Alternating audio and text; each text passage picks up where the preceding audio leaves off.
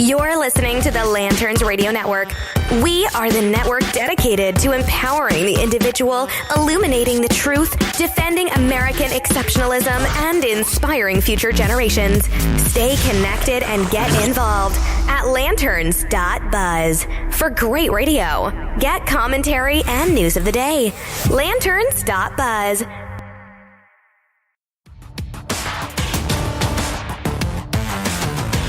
Welcome, fellow patriots. Get ready for an hour of unabashedly pro-American, pro-conservative, and pro-biblical principles. This is the Blake Johnson Program.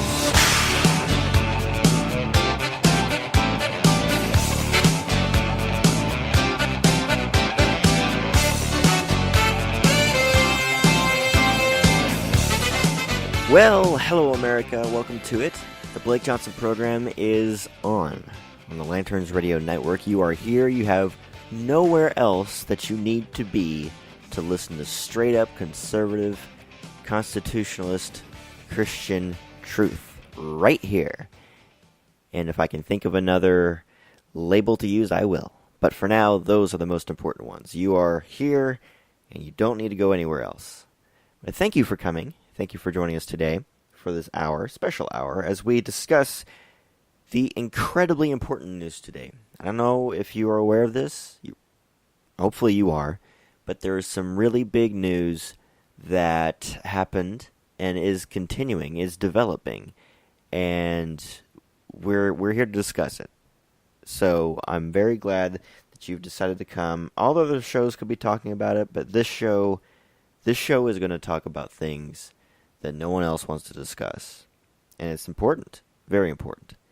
So that's why I want to begin the show talking about something extremely important. And say it with me. That would be the Justin Bieber engagement to Hailey Baldwin. No, that's the truth. This is huge. Like, I have been wringing my hands together. I have been just losing my mind, wondering, who is he going to propose to? And, oh, my heart is broken because I was rooting for Gomez. Oh, those two are just destined. Well, they were destined for each other. At least I thought so. But now it's Hailey Baldwin. She and Bieber are now engaged after just a month of dating, according to TMZ. And he got a big yes from her.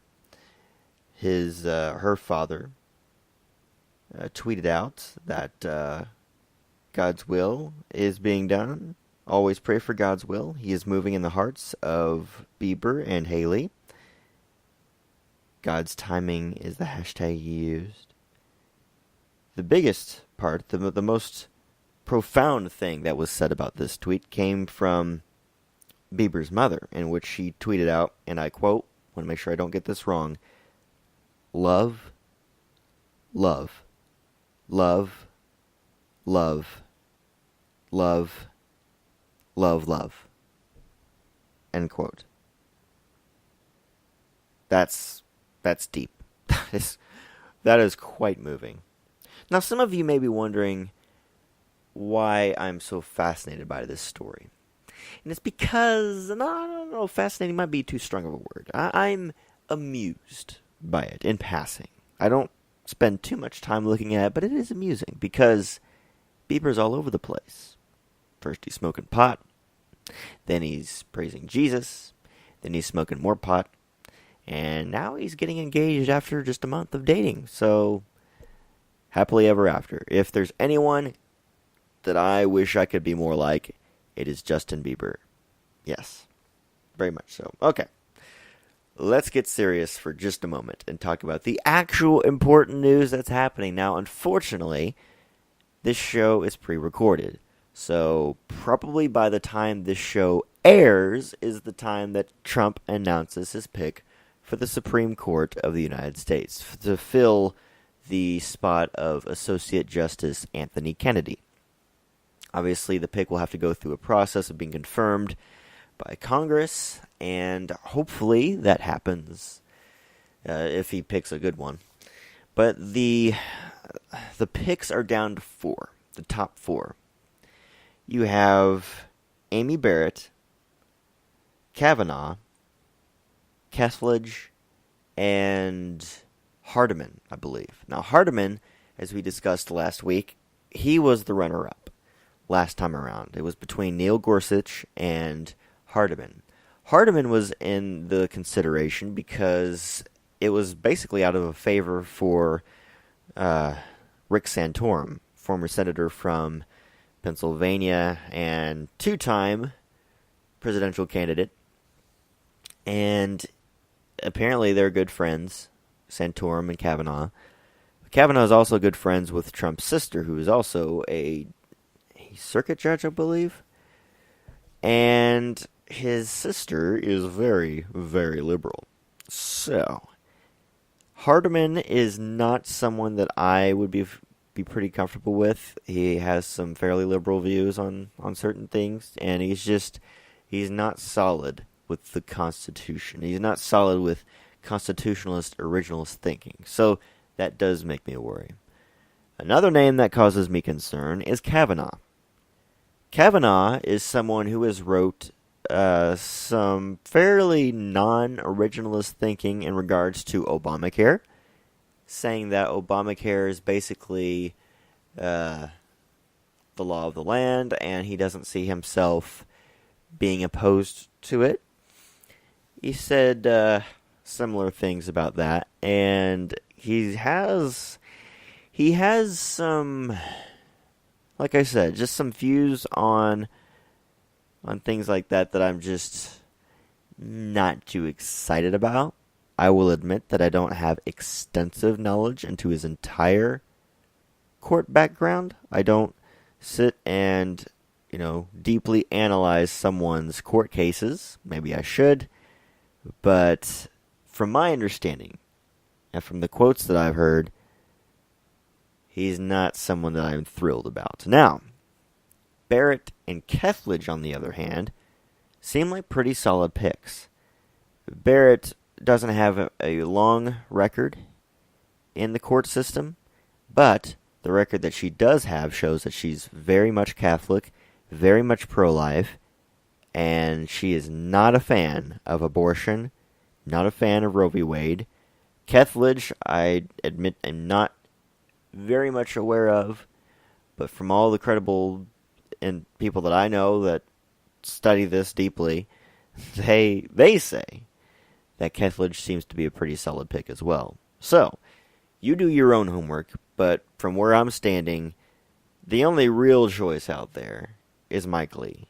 Mike Lee, the senator from Utah, I discussed this last week, yeah.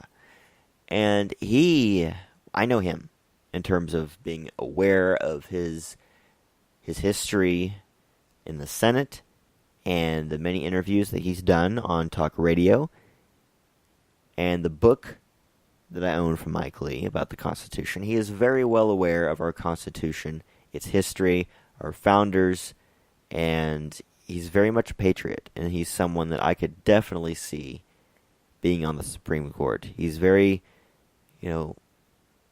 well-mannered. He's even-tempered. He's not someone that tries to get clicks or tries to get ratings. He tells it like it is, and he doesn't apologize for it. And that is something that we desperately need in a Supreme Court justice. We don't need... Here's the thing. I don't want anyone out there to be confused as to what I'm saying, my position on the Supreme Court. I'm not saying that we should have a conservative Supreme Court. That's not what I'm saying. I will say that conservatism done well, done right, is supposed to be constitutionalist. It's supposed to be conserving the Constitution and originalist ideas. It's not supposed to be Trumpian in nature. It's not supposed to be progressive at all. So conservatism done right should be along those lines. But as we know, in the age of Trump, that is not what conservatism really is anymore. It's now the age of populism, the age of clickbait conservatism. Say what you can to get headlines, to get ratings. We'll talk more in the next segment about Tomi Lahren and her idiotic statements about abortion, Roe v. Wade, which just shows that she's not a conservative. She's at least not a spokesperson. She's not someone who should have a large platform on a quote-unquote conservative network espousing supposedly conservative ideas. She should not be someone in that position. It should be somebody else, like a Dana Lash or a Gabrielle Hoffman, who I follow on Twitter. It should be someone like that, not someone like Tomi freaking Lahren. Not her. Cassie Dillon would be a great choice, but not Tomi Lahren. Anyway, I'll talk about that coming up. But my position on the Supreme Court is pretty clear. We have to have a constitutionalist, originalist Supreme Court. Now, some of you will hear that and think, well, duh, obviously, but that's not the court that we have today. We have, in many ways, an activist court. Many of the justices, people like Ginsburg, Sotomayor, Kagan, Roberts even, are not looking at the Constitution in the eyes of someone who wants to just interpret the law the way it was written in accordance with the Constitution. Now, we have a court that wants to rule based on what they think the Constitution should say and where we should go. Ruth Bader Ginsburg, for instance, doesn't even look to our own Constitution for advice. She looks to the Constitution of other nations, communist nations, which to me signals you should not be a Supreme Court justice. So my desire in this process is for Donald Trump to nominate someone who isn't someone that he knows, someone who's a friend of a mutual friend, not someone not someone that he owes a favor to, but someone who is a constitutional scholar through and through and knows it in and out and is only interested in promoting that, because that is the role of the judicial branch. It is not an activist branch, it's a judicial branch. I believe it was Justice Scalia, the late Justice Scalia, who said that a justice who makes decisions based on his own point of view is not a very good justice. Something to that effect. A justice who makes decisions that he agrees with all the time is not a very good justice. Your role is not to make a decision based on something that you like. It's to make a decision based on what the Constitution says. That's the whole idea of checks and balances. If you want something done, if you want something changed, that's where you go to the legislative branch. You go to Congress, you get an amendment passed, and then you rule on that. But you don't go to the Supreme Court. It was never meant to be a court that it was the end-all and be-all of decision-making. So I'm hoping that Trump makes the right decision. He says he's supposed to make this decision, the time that this show airs, so 8 p.m. Central, 9 p.m. Eastern. We'll see. Quite honestly, I'm surprised that the decision hasn't already been leaked. I mean, we're living in the age of leakages. So I'm shocked that we don't already know who it's going to be. But we might, an hour or two prior to the official announcement, I'd say we'll probably find out who it's going to be. So yeah, I'm interested in that because Trump should know whoever he picks. If he goes with a constitutionalist, this is going to be one hell of a fight. It's going to be an uphill battle because the conservatives, the progressives, do not want a constitutionalist. They want a progressive activist judge to promote Roe v. Wade, radical feminism, Obamacare, and other radical, unconstitutional issues. So I really hope the president does the right job and is willing to actually fight for this justice. Because this won't be Neil Gorsuch. This won't be a fairly easy process. This is going to be tough. And whichever other nominations he makes in the future with other Supreme Court justices is going to be even tougher. So let's keep him in our prayers that he makes the right call. So we've got to be heading in the right direction on this one. We'll take a break and come back on the Blake Johnson program. My name is Blake Johnson, and we will see you in just a moment.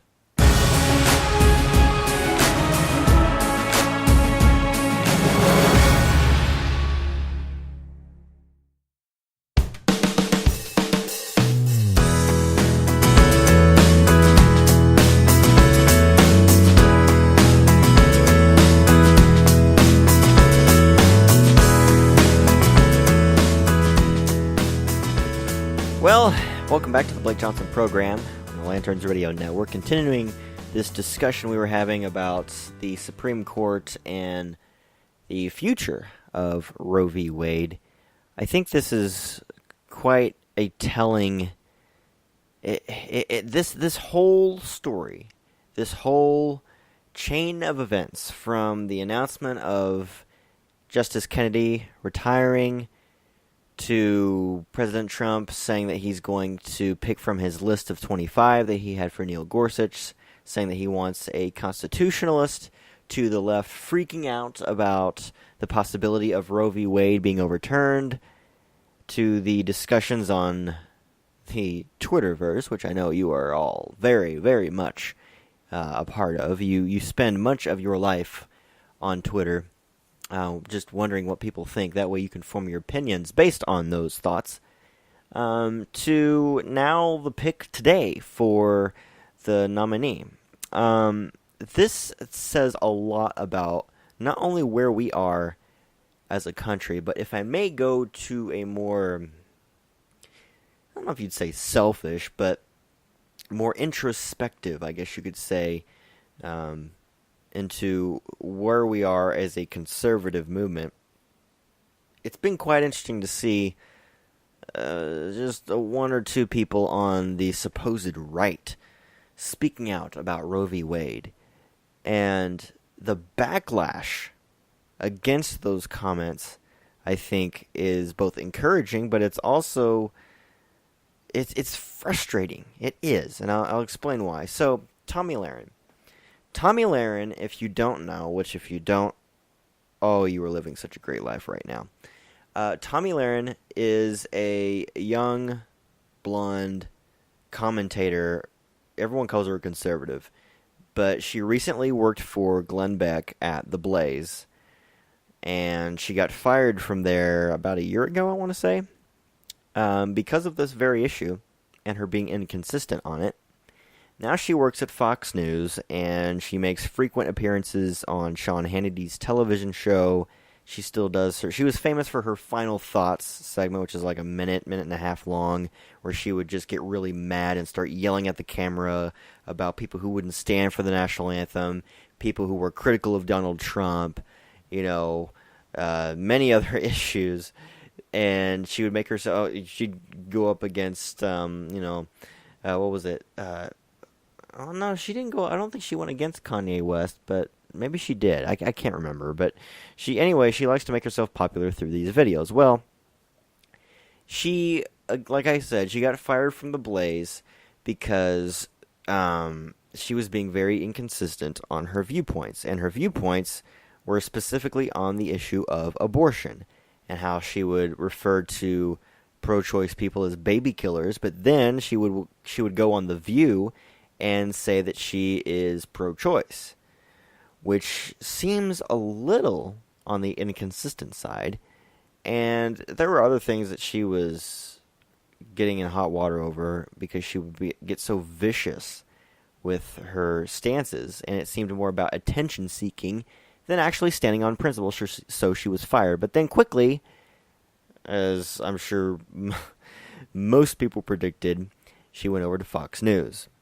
Well, over the weekend, apparently, she decided it'd be a great idea to show the world just how stupid she really is. Now, normally I try not to personally attack someone just because they have a difference of opinion, even if it's one that I vehemently disagree with. But I have no tolerance for people who are liars, who are ignoramuses, willfully ignorant, people who don't even take the time to research a basic viewpoint on a really important topic, and then claim that they are for the Constitution, or claim that they are for values, whether it be conservative or liberal or Christian or whatever it may be. I can't take lazy people. And she is an extremely lazy person. Openly admits to not reading books. She does not read books. Now, if you were going to be a commentator on the issues of the day, or if you're going to be in the conservative, the conservative ring, if you're going to be promoting constitutional conservative principles, you might want to read and know what you're talking about. Because it's, quite frankly, a dog-eat-dog world, at least in the commentator realm, where if you don't know what you're talking about, and if you're lying to your audience, you will be torn apart, whether it be by your fellow commentators or, more importantly, the people who listen to you. So she starts talking about, she delves into this issue of Roe v. Wade being overturned, and she says that overturning Roe v. Wade would be a mistake. And she says that as conservatives, we always lose if we go into social issues. That's why we as conservatives should stay away from social issues and instead talk about fiscal issues.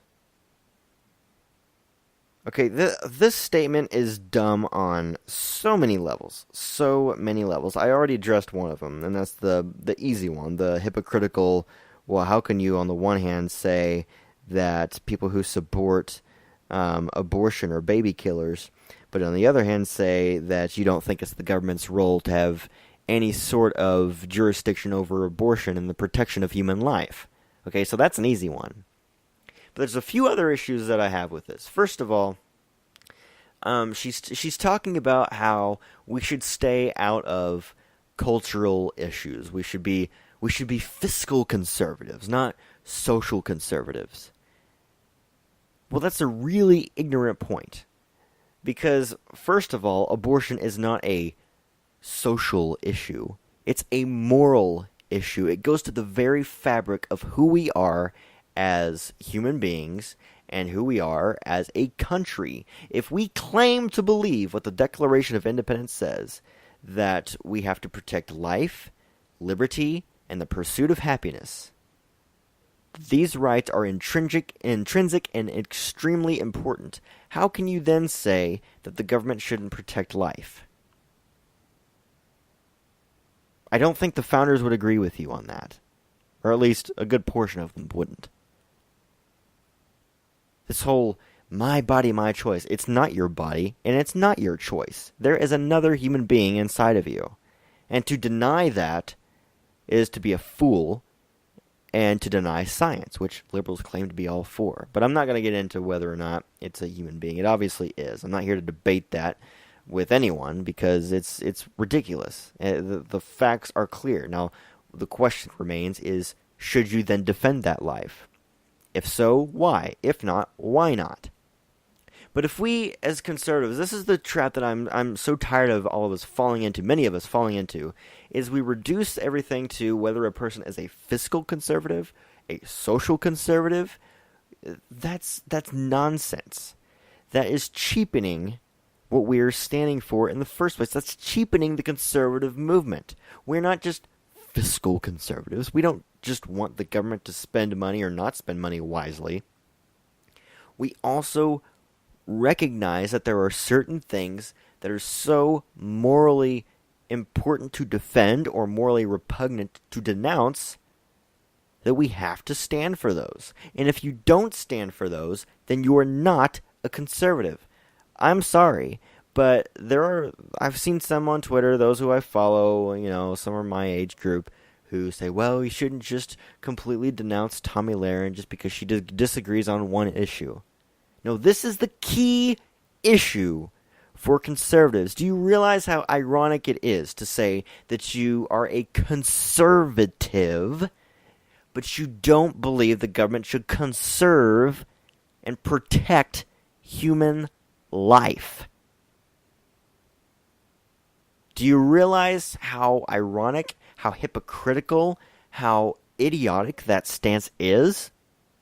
Now look, if you are on the left and you don't believe in God, you just don't believe in Judeo-Christian principles or any of that stuff, I would have more respect for you because you would at least be consistent.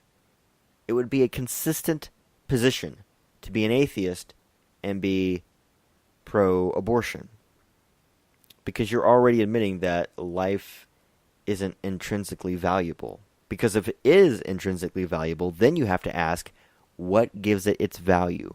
Where does it get its value from? Who gave it value?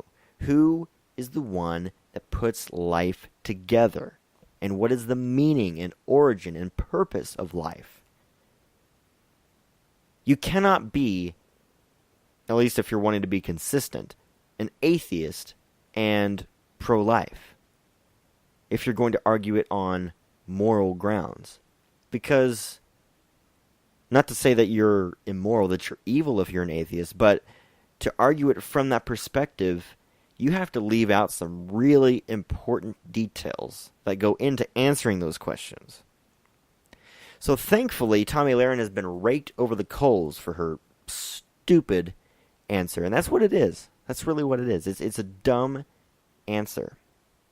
And it's just another example of why we have got to really be careful with who we listen to and who we get our commentary from, who we really take seriously. I'm not saying that she should be fired. I'm not saying that you should never even, look at what she says, because look, there is merit to, paying attention to what the argument is being put forth. That way you can combat it. Not everyone has to do that, but I understand those who do. What I'm just saying is, you should not take someone. Don't place someone so high up on a pedestal that you're willing to overlook a serious flaw because they agree with your stance on the border, or they agree with your stance on the debt, or Obamacare, or immigration, or the minimum wage. Or just name the issue. You shouldn't do that, especially when it relates to life. To life. We don't have anything worth fighting for if we don't first have life. And that's what Ben Shapiro pointed out.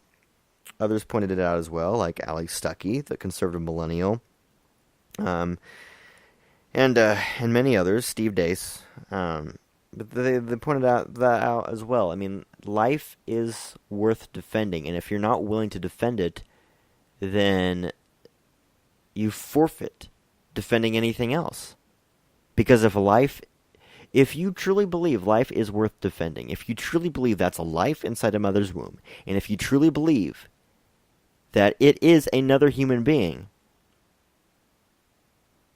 then it's even more egregious to say it's okay to destroy that life. If you believe that is a life, and you then think it's okay to destroy that life, that is an evil position. That position is evil. And that's the truth. Am I saying that Tomi Lahren is an evil person? No. I am saying that that stance is both dumb and it's an evil one. It means it comes from an evil place. But that's where we are. And thankfully, many on the right are denouncing that. Many big names on the right are denouncing that, as they should. We cannot allow this argument to become popular in the conservative movement. Otherwise, the conservative movement is dead. Dead. No pun intended. That's just the way it is. It's dead. Alright, we're going to take a quick break and then come back. We got many other things to talk about, and hopefully some lighthearted stuff. Some pretty interesting things I think you will enjoy. Not just politics. So we will do that right after.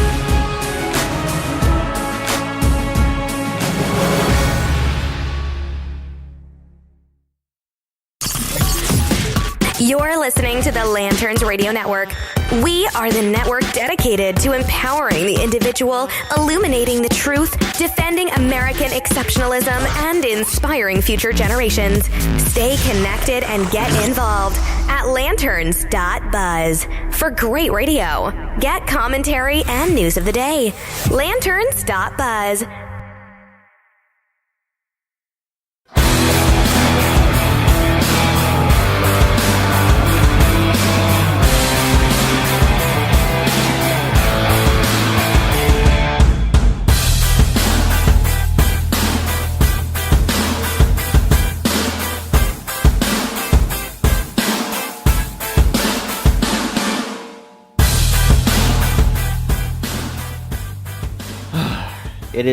It is with a heavy heart, and it's someone who is so filled with shame and disgust. It is with the deepest sadness that I have to come to you and tell you this. But apparently, it looks like the vast majority of fast food consumers are bigoted, homophobic, racist people. That's the truth. And it's you know what? It is high time that we address that here. You know what? I don't care what the other shows are doing. If the defenders of American exceptionalism want to ignore this story, shame on them. If the bells of liberty want to ring the bells of hatred and bigotry, that's on them. But I stand proudly to declare I will not stand for bigotry. I will not stand for this kind of behavior. I am willing to call my fellow countrymen out, because that is what free-thinking people do. And I almost considered not talking about this. I know I was going to get into a good story, but this should be at the forefront of everyone's mind. People claim that the Me Too movement is popular. No. It's important. No. Black Lives Matter. No. Totally missing the point. The real issue is the bigotry and the homophobia stemming from the hearts and souls of you sick, evil, nasty people who eat at these fast food restaurants. What am I discussing? As if I need to tell you. According to the American Customer Satisfaction Index, their annual survey, which was released late last week, Chick-fil-A topped all other fast food restaurants in customer satisfaction for the third consecutive year. You've had 3 years to get this correct, guys. And you choose to ignore it. Because America is an awful, awful country. The Georgia-based chain, I'm just going to read it to you. They received an 87 out of 100 for the third year in a row, easily surpassing other competitors in the $200 billion fast food industry. Panera Bread ranked second with an 81, followed by Papa John's, Pizza Hut, and Subway, all of a score of 80. The report says, quote, the chicken specialist dominates the rankings with the highest score across both restaurant categories, and its food quality continues to rate higher than the competition. The rankings are based on several benchmarks, including order accuracy, food quality, cleanliness, and variety. To compile the report, the group interviewed about 250,000 homophobic, evil, bigoted customers about their satisfaction with more than 280 companies. I may or may not have added in a couple of words to that line, but the point remains the same. It remains the same. Now, this is actually the sad part. The average fast food restaurant earned an 80 rating according to the report, but longtime industry giant McDonald's trailed well behind the average with a 69 rating. So McDonald's is falling behind, but those homophobic, evil...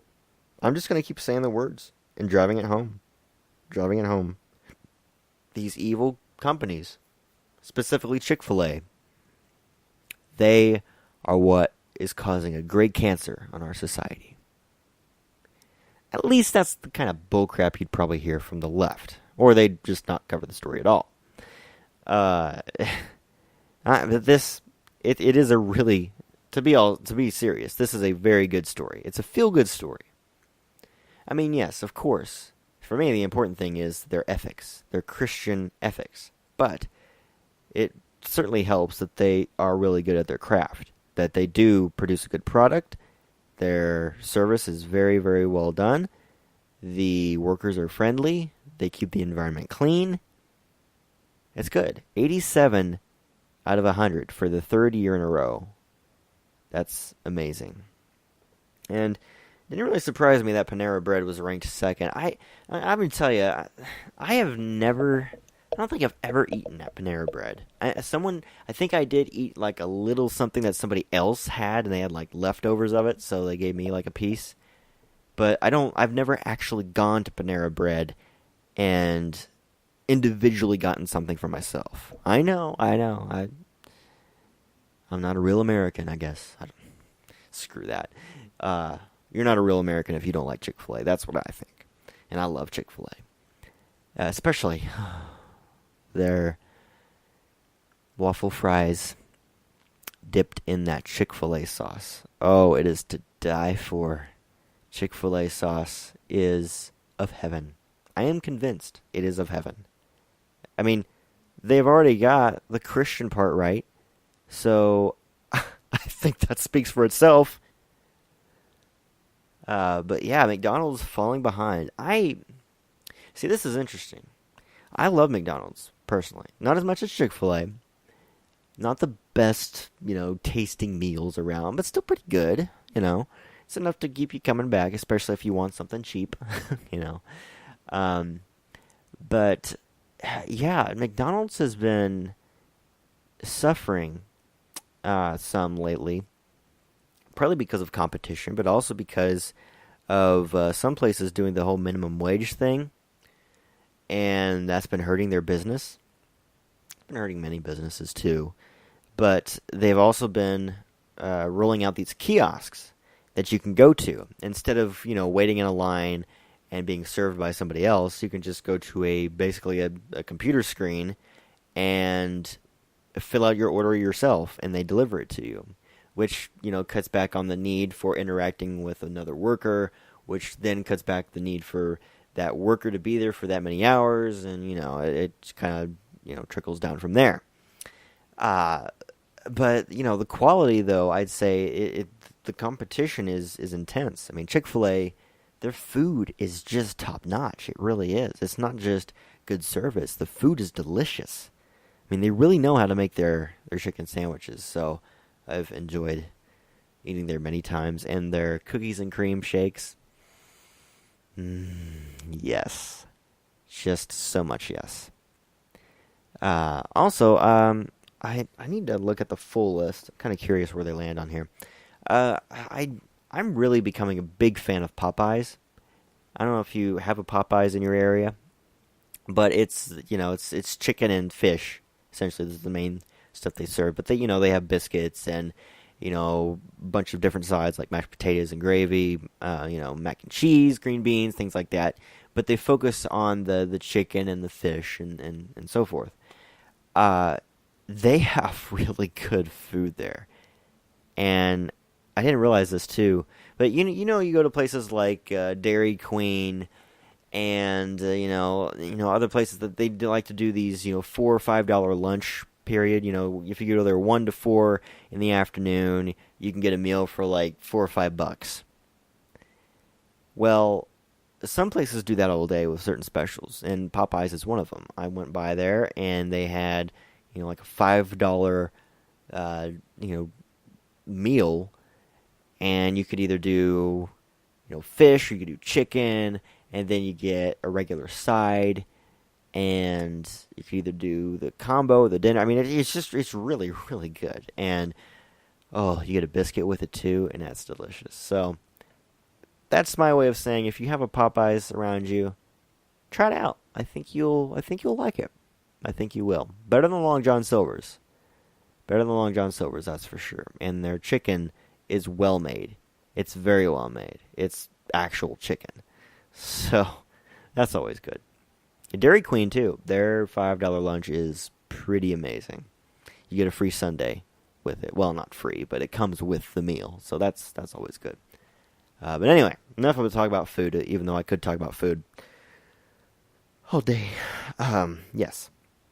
Other things to discuss. Ant-Man came out over the weekend. I haven't seen it yet, but it's been doing okay. I mean, these Marvel movies typically make, at least the past several of them, have made over $100 million opening weekend. And this one's made under $100 million. Not far off, but, it's not done terrible, obviously. But Ant-Man and the Wasp is the name of the film. Hopefully going to see it possibly next weekend. We'll see. But, yeah. I'm hoping it does well. I was really surprised by the first Ant-Man. I thought it did extremely well. So, we shall see what happens with that.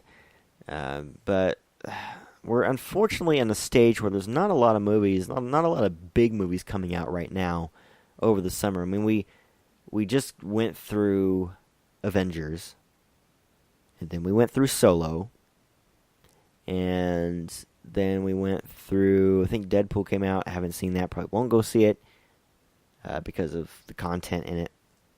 But there's, let's see, I'm trying to remember what all movies. Incredibles 2, that just came out, and that's done very, very well. I don't know if I said this last week, but I went and saw it again recently, and I actually like it a lot more than I did the first time. I still think the first one's better, but the second Incredibles is pretty good. It's pretty good. So yeah, that's still out, doing very well. Hopefully the third one comes out, so that'll be good. But yeah, there's not a lot. Well, I mean, yeah, Jurassic World that came out last weekend, I believe. So that's been doing well. But right now it just seems like we've gone through the major movies pretty quickly at the start of the year, and now we're just kind of waiting for the next round to come out. Eventually. So hopefully we don't have to wait too long. I know the Christopher Robin Winnie the Pooh movie is coming out. I think next week, I want to say. Not this Friday, but next Friday, I believe.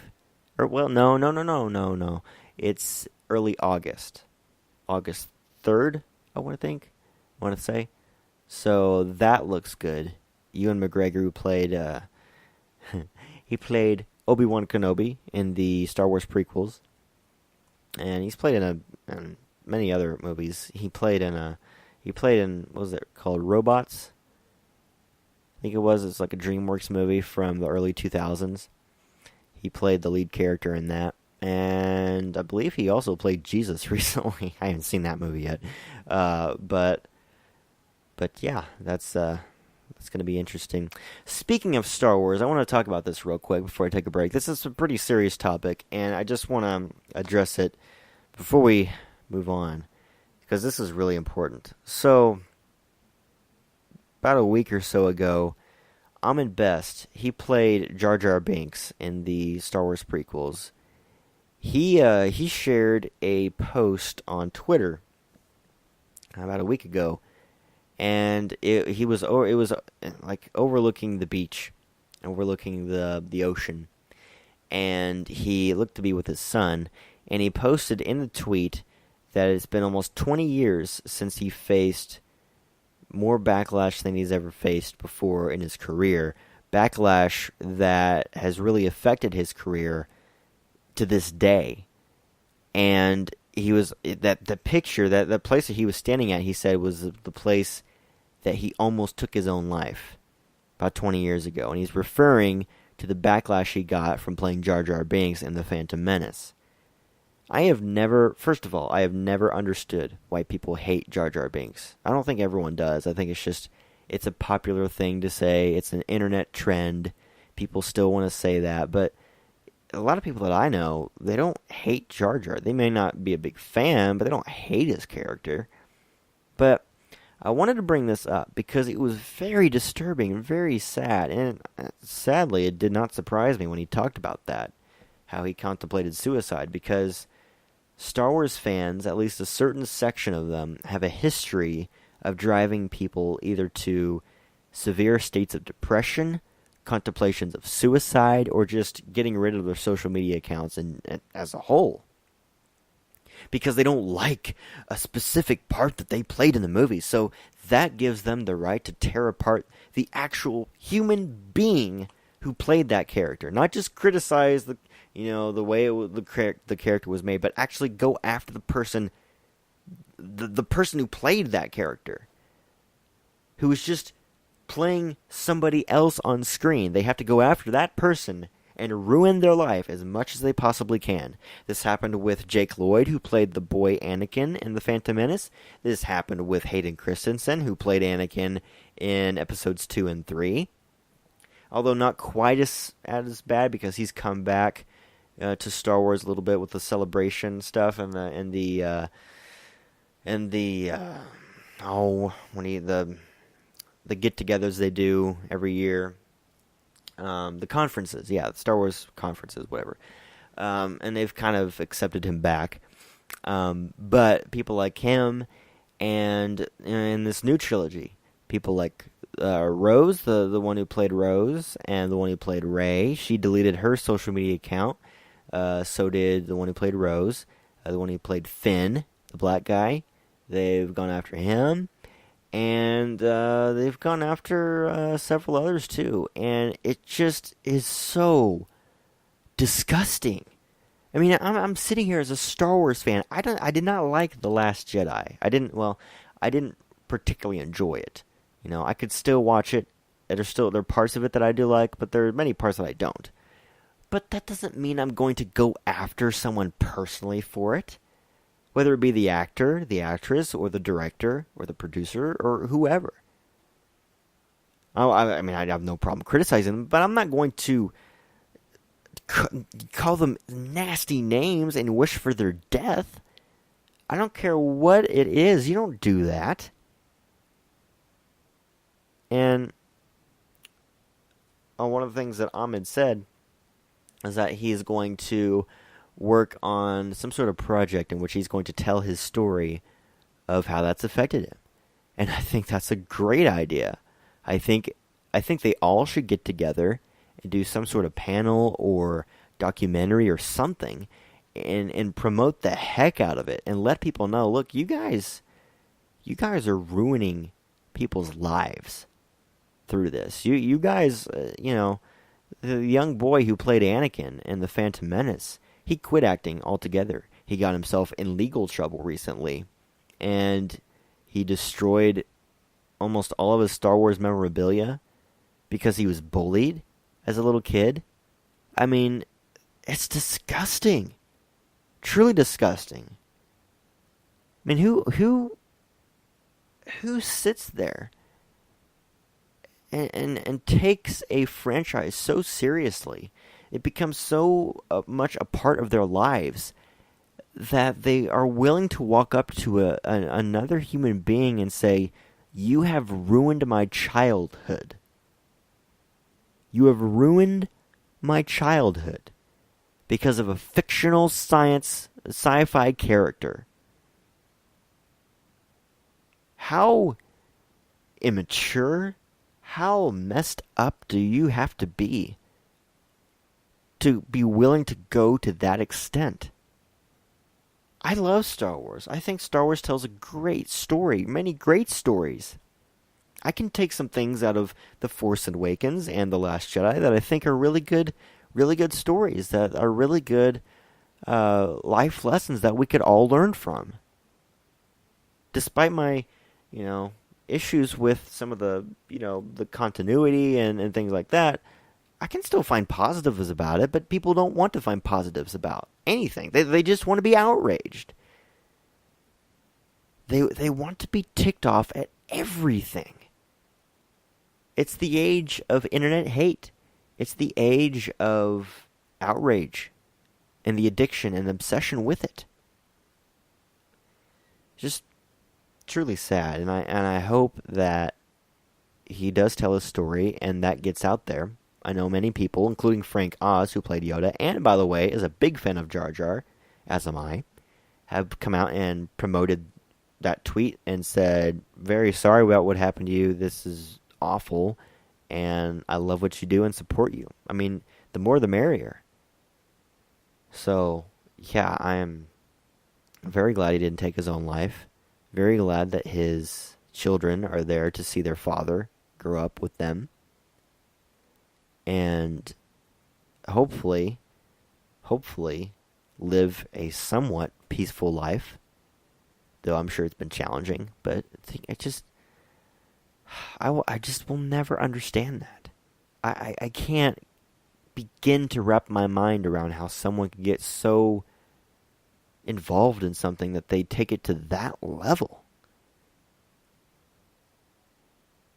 But anyway, hopefully we'll have more to talk about with that, and I'll be able to share whatever details Ahmed Best and others talk about in relation to those projects. I hope those come out fairly soon, or at least in the near future, so people can watch them and then have a conversation about them. But we'll be right back on the Blake Johnson program to close out the show.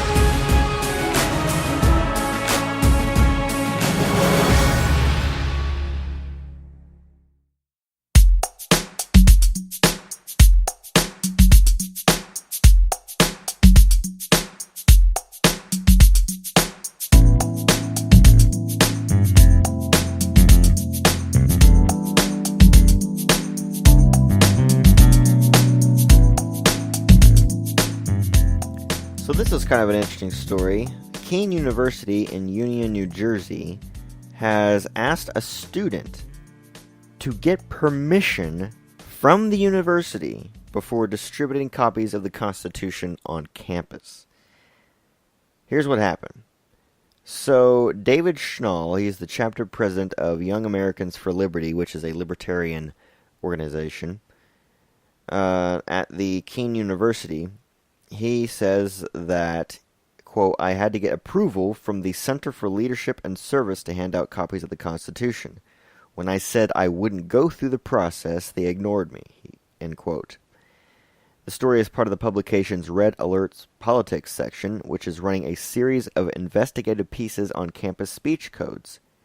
Schnall gave the Center for Leadership and Service the time and date he planned to distribute copies of the Constitution, but indicated he was not going to seek its approval, according to the report. Keene University requires students to submit a formal request online at least 5 business days before distributing literature at designated sites. The university reiterated its policy, but did not enforce it when Schnall distributed the copies without asking for permission, according to the report. Keene University has a red speech code rating from the Foundation for Individual Rights and Education's campus free speech rating system, which basically means if you have that means you have at least one policy that is restricting freedom of speech. Now, their policy states that it affirms the commitment to the university to free speech and dissent, and it recognizes the inherent link between the two. It also includes a provision to place restriction on spontaneous speech. So, kind of odd that a university would require someone to get permission to distribute copies of the Constitution on campus. That's kind of weird. But I guess if it has a policy for all literature, I mean, I don't know. It's kind of strange to me. But the fact that they didn't further pursue this and go after the student, maybe it was just a simple, we just want to make sure this is what you're going to be distributing kind of thing. So I'm not a big fan of that policy to begin with, but at the same time, at least they didn't go after the student and force him to not give out copies of the Constitution. So, yeah, make of that what you will. But that's going to do it for the Blake Johnson program on this Monday, July 9th, 2018. We will see you back here next time. Take care, and God bless.